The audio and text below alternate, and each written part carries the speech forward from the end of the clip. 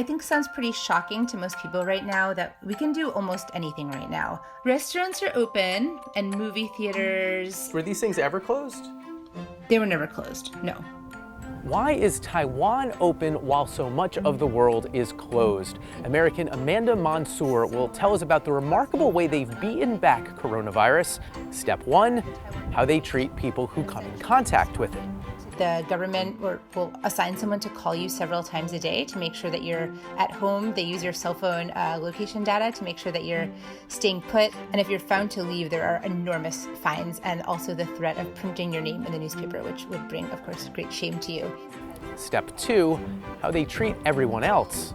Now, the only people who are allowed to enter Taiwan are permanent residents. It is interesting, the contrast, though, in that seems so extreme, and then the movie theaters are open. Well, the movie theaters are open because there's still no community spread. It's because they've been so rigorous that people are able to move about so freely. Hello from the front yard. I'm Brooke Silva Braga. This is Ahead of the Curve. Today we're going to take a look at Taiwan, which, if you think about it, should have had a really tough time with coronavirus. They have very close ties to China, which of course is where it started. And it arrived in Taiwan right around Chinese New Year, when there's a lot of travel between the two places. They didn't have the benefit that some places in the West did of getting to see it play out somewhere else and kind of know what's coming up.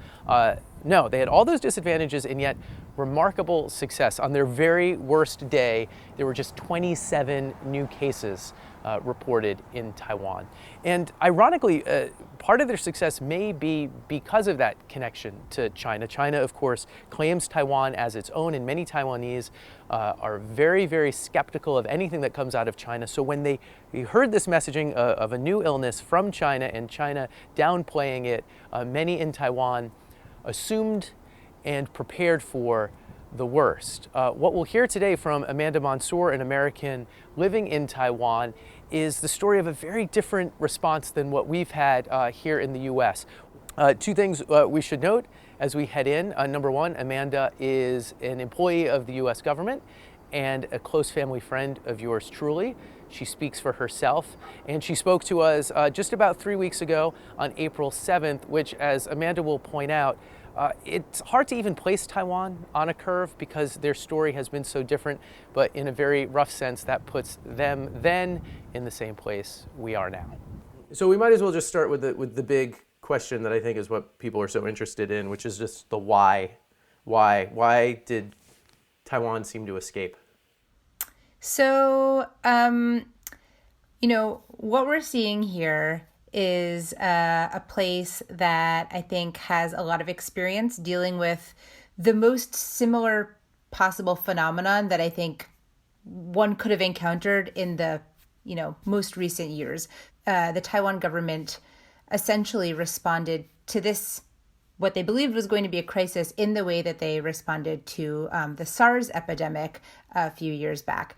So what we saw was immediately before Chinese New Year, the population of Taiwan beginning to get instructions not unlike what they were starting to get as SARS broke out. So, and it just reminds us of a couple things. Number one, like when Chinese New Year fell, like where in the calendar was this?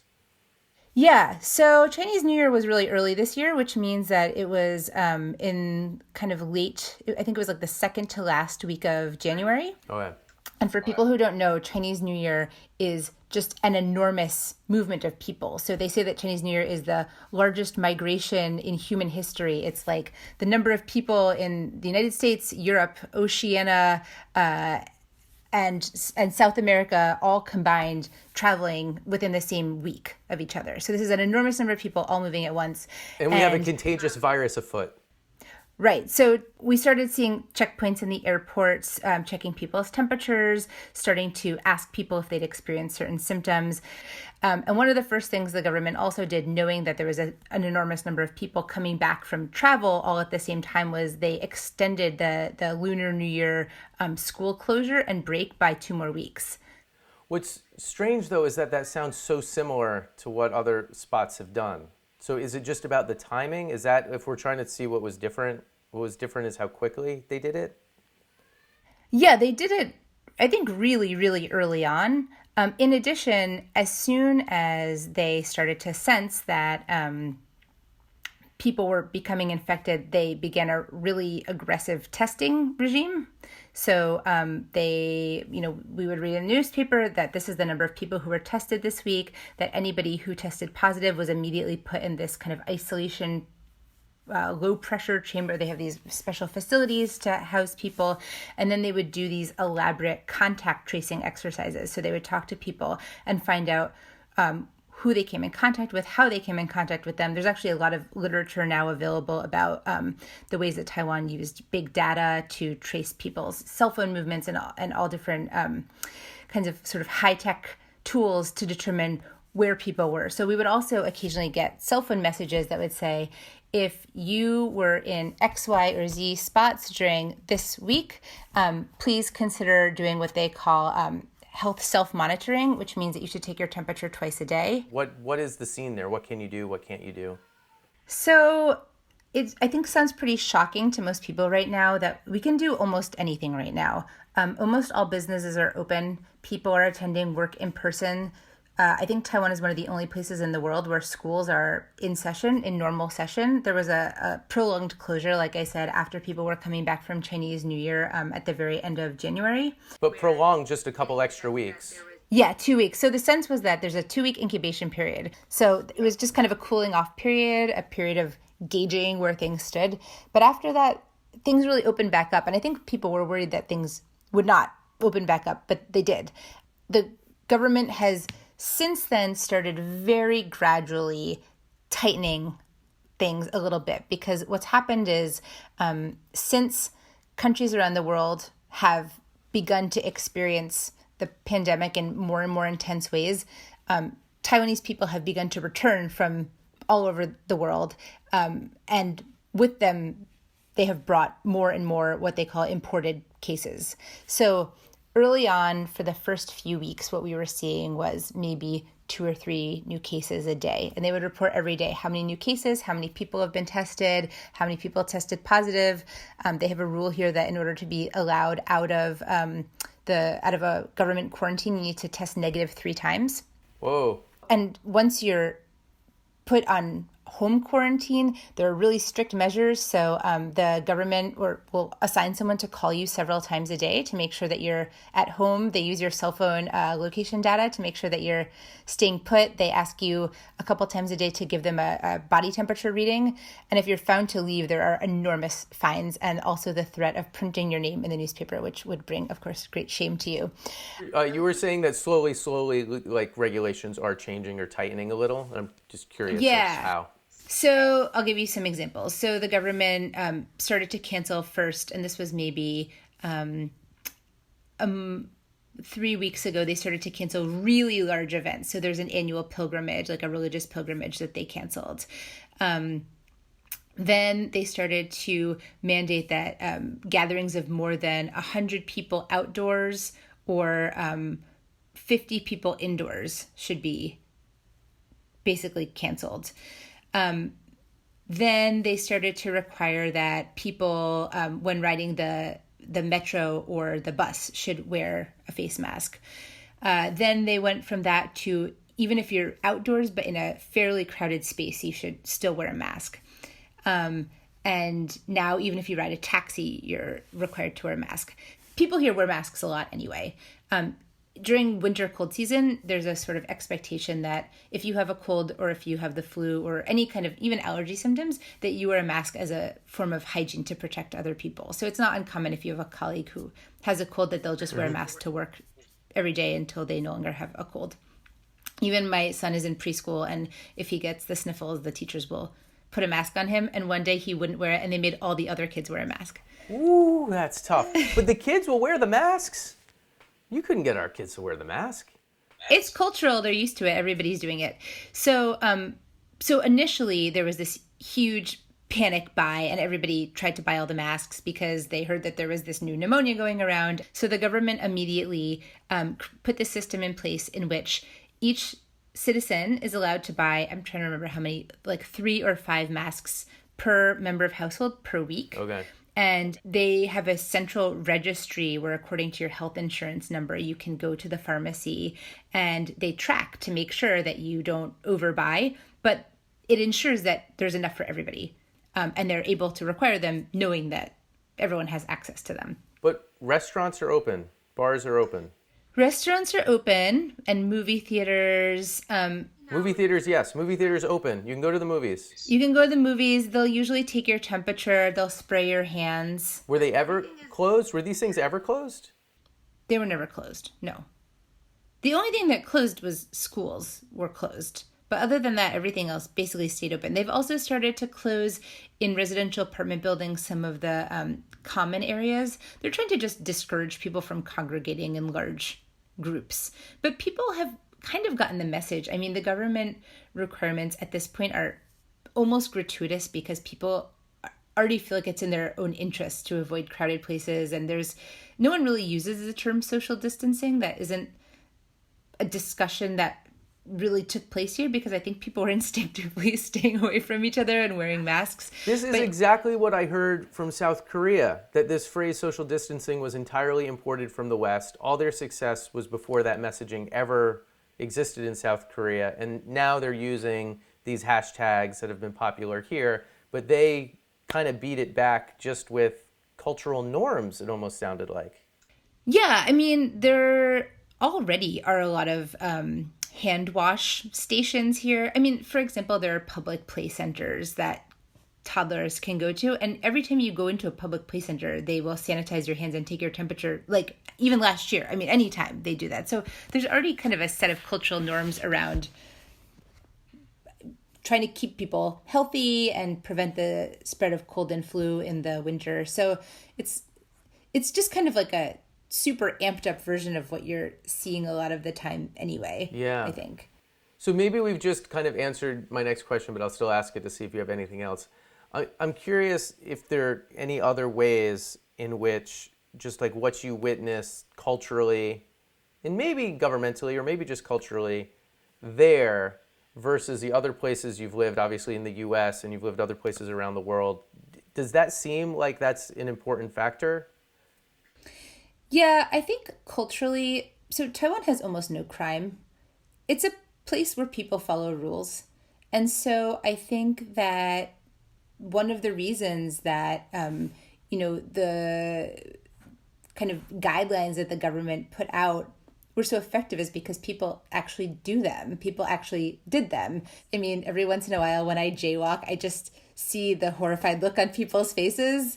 And so I had this moment, actually, this was very early on, maybe in early February, where I was really rushing to get home and I like jaywalked across the street and everybody on the other side was wearing a mask and waiting diligently. And I just thought this is my most American moment since I've been here. I've always thought less of the places that don't jaywalk, but in a situation like this, you want to be the no jaywalking country. It's like the Northern European that's what I mean. Or Asian, the like, we follow the rules. And kind of, they're a little boring and uptight, I feel like, on the day-to-day. But when you get into a situation like this is kind of the culture you want, I think. I have never seen so many unattended iPhone 10s in my life as I have in Taiwan. I take your point that it's not edgy to follow the rules all the time, but you really underestimate the pleasure of freedom from crime and freedom from fear, right? This idea that there is. Yeah, I'm not pro-crime. I'm not. No. But it's like the same attitude that makes people follow these rules is the reason that if money falls out of your pocket, someone will chase after you to make sure that you pick it up. So it really is a really law-abiding place. I would also say though that, the government has been incredibly transparent about its response. The number of cases is printed every day. The availability of testing is something everybody's aware of. And as a result, I think people have been less prone to panic buying and to a more panicked response. And I think people are also less susceptible to rumors and to disinformation about miracle cures or self-tests or all these things, because the people do have a pretty open relationship with the government, and it makes for a more orderly response to something like this, I think. So here the framing is very much the idea of the curve. It's even like I titled this thing Curve. It's like very much curve. But there doesn't really seem to be the same The trajectory. gradient is very gentle on the Yes. curve So here. I'm curious about the language. The language must be different because you're not trying to bend a curve.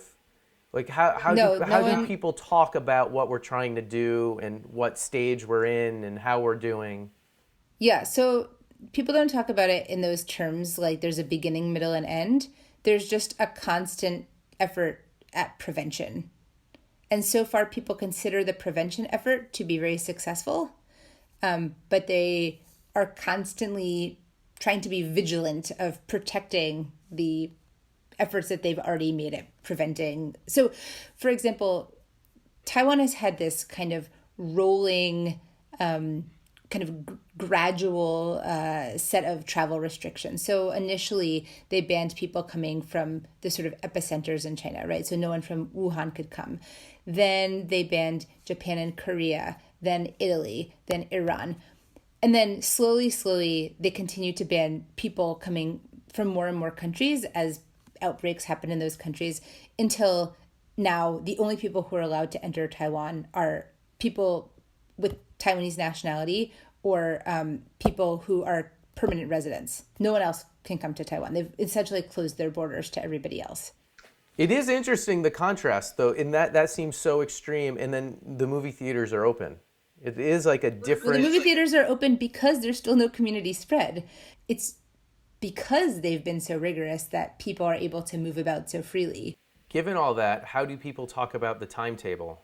If there isn't like some narrative of beginning, middle, and end, how do we know when the end is? Yeah, I don't, it's interesting you say that. I mean, I don't think people really talk about it in those terms. They see that swirling around them is this crisis.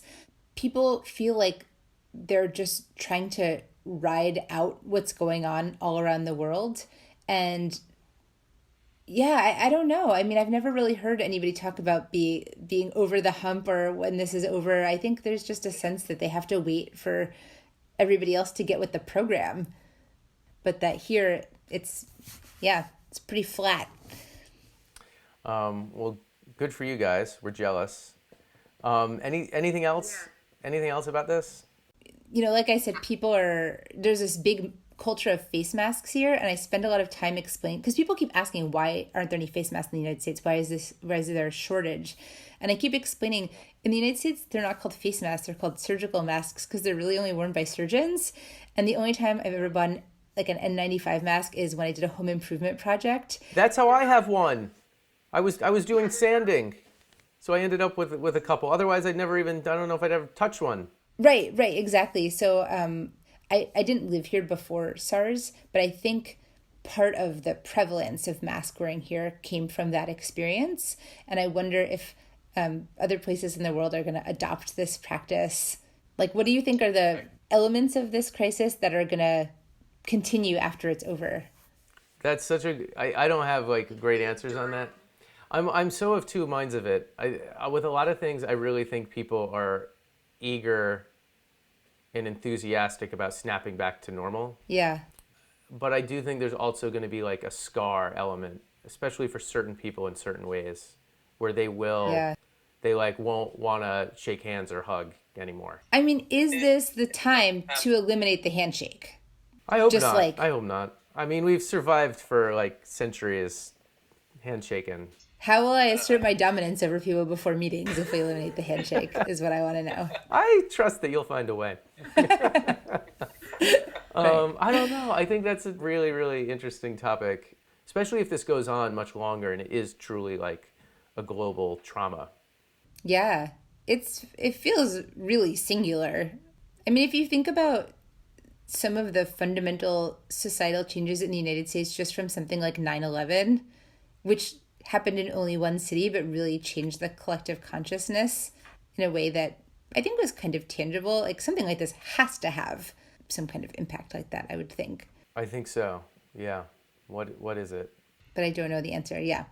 Anyway, yeah, Taiwan is probably the best place I could possibly be right now. So I'm going to just keep using our building's gym until they close it down, which we think is going to be any day. But in the meantime... That's Got encouragement it. to go each day. You never know, it could be your last day. This is literally my longest consecutive streak of gym visits since I've been living in Taiwan because I keep feeling like Yeah, each one is my last do it while you day. can. Yeah, really, really making it count. Taiwan continues to count their cases mostly in the single digits, no major resurgence there. I meant to find out about whether Amanda's gym is still open. I didn't ask her in time. But when if I hear from her, I will post it in the comments or whatever, the description. Next week, an interview that we recorded all the way back in March with a man in Shanghai who's going to talk about what China was like at pretty much the stage we're now entering in the US. It's a pretty interesting comparison. I hope you'll tune in next week for that. Until then, rate, review, subscribe. I remembered them all. Have a good week.